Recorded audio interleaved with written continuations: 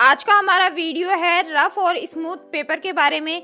तो rough paper पे drawing कैसे होती है और स्मूथ पेपर पे ड्राइंग कैसे होती है और इन दोनों में से बिगनर्स के लिए कौन सा पेपर सही होता है, इन सभी टॉपिक्स के बारे में आज हम बात करने वाले हैं। तो चलो वीडियो को शुरू करते हैं। हेलो एवरीवन, मैं हूँ प्रिया, आप देख रहे हैं प्रिया के art channel. Welcome back to my another video. वैसे तो बहुत से वीडियोस में मैं बता चुकी हूँ कि आर्ट मटेरियल इतने मैटर नहीं करते हैं जितनी आपकी स्किल मैटर करती है, तो अपनी स्किल पे फोकस करो। इसके अलावा बहुत से वीडियोस में मैं बता चुकी हूँ कि बिगनर्स के लिए कौन सा पेपर सही है। एनीवे, आज मैं बताने वाली हूँ रफ पेपर और स्मूथ पेपर के बारे में, इन दोनों में क्या डिफरेंस है। तो स्मूथ पेपर का सरफेस बिल्कुल प्लेन होता है जिसमें कोई टेक्सचर नहीं होता है। इसके ही अपोजिट रफ पेपर होता है। रफ पेपर में टेक्सचर होते हैं हल्के हल्के। कई पेपर ऐसे होते हैं जिसमें हार्ड टेक्सचर देखने को मिलेंगे और कई पेपर ऐसे होते हैं जिसमें आपको सॉफ्ट टेक्सचर देखने को मिलेंगे। मेरे पास अभी जो पेपर है उसमें आपको सॉफ्ट टेक्सचर देखने को मिलेंगे। तो वीडियो में आपको लेफ्ट में स्मूथ पेपर देखने को मिलेगा और राइट में आपको रफ पेपर देखने को मिलेगा। इन दोनों पेपर पे मैं पहले ग्रेफाइट पेंसिल का यूज़ करके दिखा रही हूँ। मैं सबसे पहले 6B पेंसिल का यूज़ करके दिखा रही हूँ। तो पहले स्मूथ पेपर पे ट्राई करते हैं।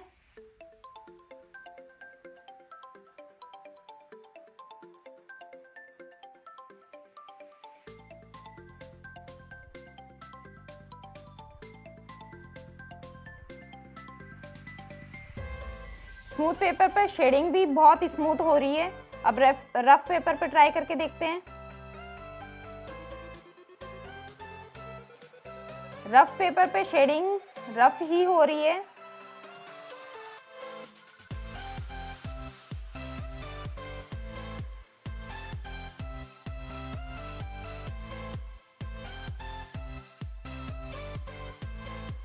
इसके अलावा स्मूथ पेपर में आपको डार्क टोन के लिए डार्क पेंसिल से एफर्ट की ज़रूरत पड़ेगी, जबकि डार्क टोन के लिए रफ पेपर में इतने एफर्ट देने की ज़रूरत नहीं पड़ेगी। अब स्मूथ पेपर पे मैं ग्रेफाइट की लाइट पेंसिल का यूज़ कर रही हूँ, HB पेंसिल।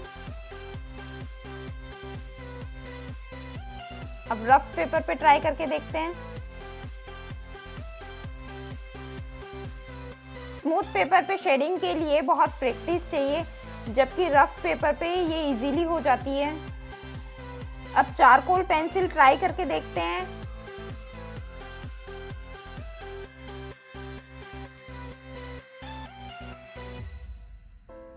स्मूथ पेपर पे चारकोल पेंसिल बहुत ही स्मूथ चल रही है और न के बराबर डस्ट दे रही है, और ग्रेफाइट पेंसिल के जैसे चारकोल पेंसिल से भी स्मूथ पेपर में इतना अच्छे से डार्क टोन नहीं आ रहा है, जबकि रफ पेपर में इसके अपोजिट है। अब इन दोनों पेपर पे सभी शेडिंग को ब्लेंड करके देखते हैं। रफ पेपर पे ब्लेंड करने के लिए ब्रश, पेपर स्टम्प और कॉटन बड सभी का यूज़ कर सकते हैं, लेकिन स्मूथ पेपर पर ब्लेंड करने के लिए आप ब्रश का यूज़ नहीं कर सकते हैं। स्मूथ पेपर पर ब्लेंड करने के लिए आप पेपर स्टम्प या फिर कॉटन बड का ही यूज़ कर सकते हैं। मैं यहाँ कॉटन बड का यूज़ करने वाली हूँ स्मूथ पेपर पर ब्लेंड करने के लिए।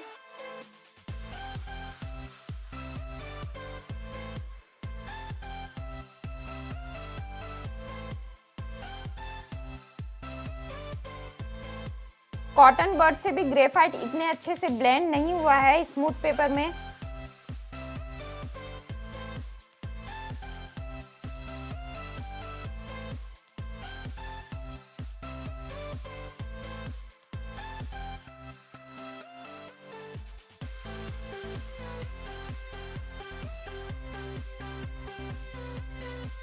अब इन सभी को इरेज करके देखते हैं।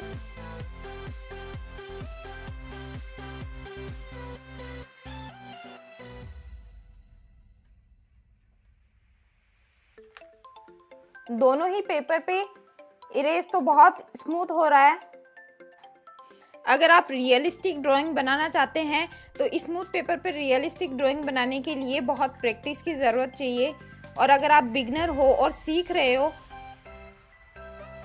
तो मैं आपको रिकमेंड करूँगी कि आप रफ पेपर का यूज़ करो। अगर आप बिगनर हो तो आप कार्टराइज पेपर यूज़ कर सकते हो। ये वीडियो आपको कैसा लगा कमेंट करके ज़रूर बताना। इसके अलावा अभी तक आपने मेरे लर्निंग एंड इंफॉर्मेटिव वीडियो नहीं देखे हैं तो उसकी मैंने अलग से प्लेलिस्ट बना रखी है, जिसमें आपको अमेजिंग टॉपिक्स देखने को मिलेंगे जो आपकी सीखने में हेल्प कर सकते हैं, तो जाके देख लेना। अगर ये वीडियो आपको अच्छा लगा है तो लाइक शेयर सब्सक्राइब सब कर देना। बेल आइकन को दबाना मत भूलना। Thanks for watching.